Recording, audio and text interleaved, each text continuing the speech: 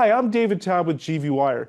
Joining me today is Father Greg Boyle of Homeboy Industries. They help rehabilitate gang members. It's well known in Southern California and throughout the world for that matter. Father Greg will be speaking at the Valley Town Hall Series Wednesday, November 19th at Soroyan Theater. 10:30 a.m. is the start time. Father Greg, thanks for joining me. It's great to be with you. So tell us, for those in the Central Valley who may not be completely familiar, what is Homeboy Industries? We were born in 1988 in a poor parish where I was the pastor, and large housing projects with 8 gangs at war with each other. So I was burying kids.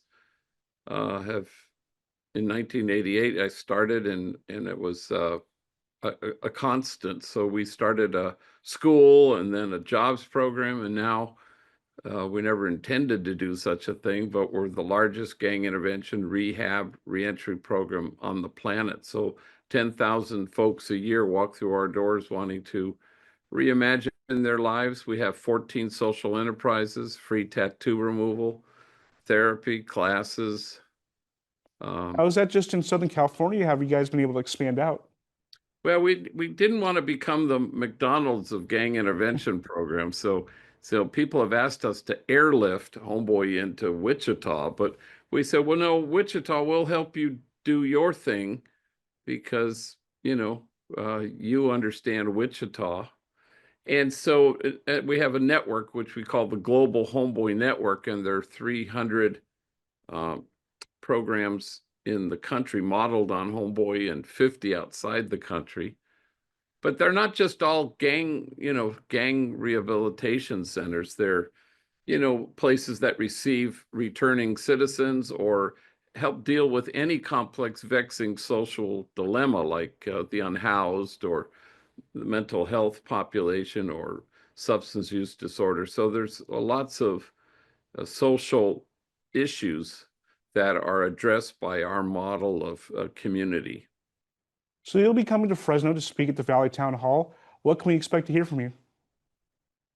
Well, I don't know. I mean, for 40 years I've walked with gang members, so I that's kind of my uh, starting point. And the sort of my parables are from the gang world and about kids discovering the truth of who they are. But um, my sense is that it will uh, perhaps lead people to maybe be convinced that everybody's unshakably good and we belong to each other. So it allows us to roll up our sleeves and to try to create a community of kinship such that God might recognize it. So it's a kind of a specific, set of stories, but it's really invites people to some kind of larger vision of how can we address what needs to be addressed in our midst.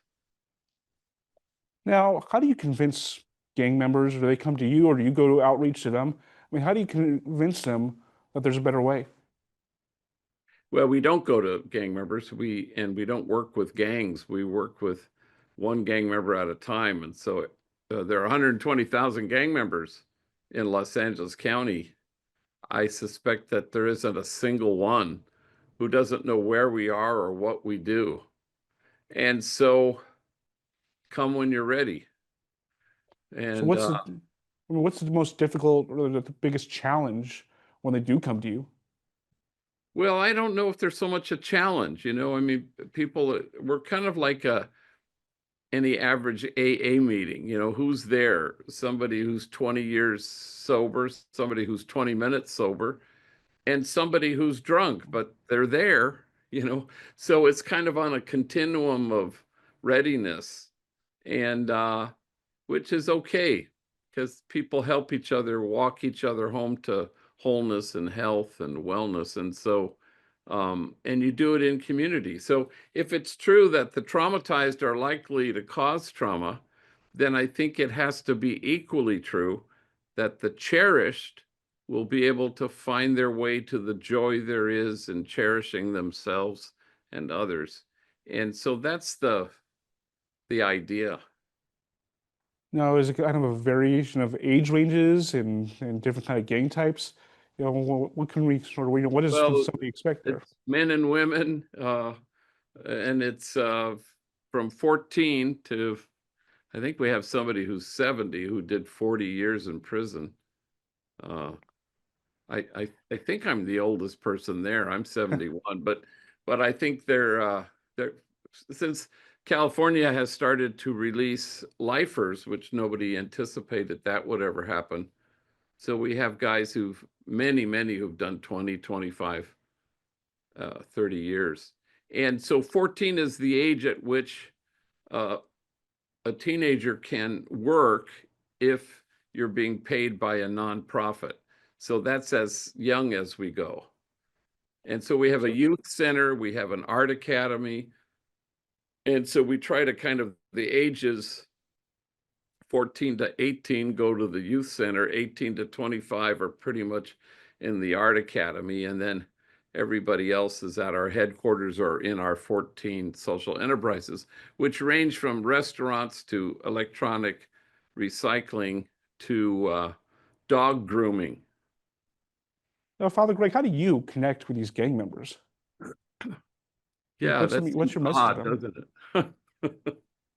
Well, I don't know. I mean, I think it's a human thing. If you're the proud owner of a pulse and you can listen to people and receive people and allow your heart to be altered by people, you don't have to be a gang member in order to be a beneficial presence to gang members. And so I learned that 40 years ago when I arrived in Boyle Heights in a very poor community. So it's just, are you willing to receive people? You don't have to be identical to them, but you do have to listen. You listen and you love, and that's the formula. Did you ever receive resistance from the community or gangs or anybody else when you started this and even today? Well, I wouldn't say today, but I would say, we're 37 years young, our organization, but the first 10 years were solid hostility, never from gang members, because from the beginning we represented hope and an off ramp off this dangerous, violent freeway.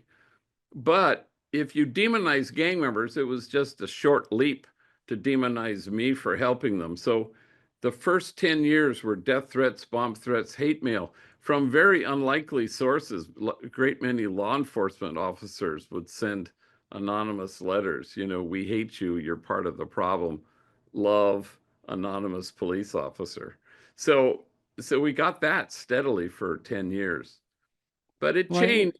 It changed in October of '99 when our bakery burned to the ground, and the whole city kind of LA Times had an op-ed that said, Homeboy Industries doesn't belong to Father Greg Boyle, it belongs to the city. And so all of a sudden, in an instant, we were hoisted up on the shoulders of the city, and overnight we stopped getting death threats, bomb threats, and hate mail. It was kind of curious.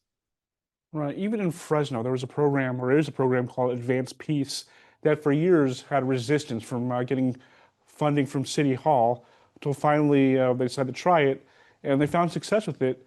So for cities or municipalities or anybody else who wants to kind of try these programs or maybe incentivize gang members to give up that lifestyle, what's your message? Well, you have to offer hope to people for whom hope is foreign. You have to name things correctly. I discovered pretty early on that gang violence was about a lethal absence of hope. It was never about bad people doing bad things. So people wanted to get tough and lock them up and round them up. All we wanted to do at Homeboy was infuse hope to those for whom hope was foreign. And what happened to the violence, at the moment, violent crime in Los Angeles is at a 60-year low. I was 11 years old when it was that low. And so, and I think any chief of police or law enforcement officer in Los Angeles would certainly nod in the direction of Homeboy Industries, because for the first time there was an off ramp, and there never had been before. It was just people shaking their fists at gang members, but never offering a way to healing, and that has turned out to be an essential ingredient. And what caused the lack of hope? Well, I think you have traumatized, wounded, tortured individuals. You also have mental health issues, and you also have just the great, huge exacerbation of intense poverty. So if a young person can't imagine a future, then their present isn't compelling, and that's kind of an essential ingredient for anybody to be able to put one foot in front of the next. So if they can't imagine a future, then they won't care whether they inflict harm, or they won't care whether they duck to get out of harm's way. It's kind of how it works. And so the minute you can flood the zone with hope, because no hopeful kid has ever joined a gang in the history of the world. And so once you know that that's the truth, then everybody rolls up their sleeves and all hands on deck, and we're going to be delivery systems of hope for these kids.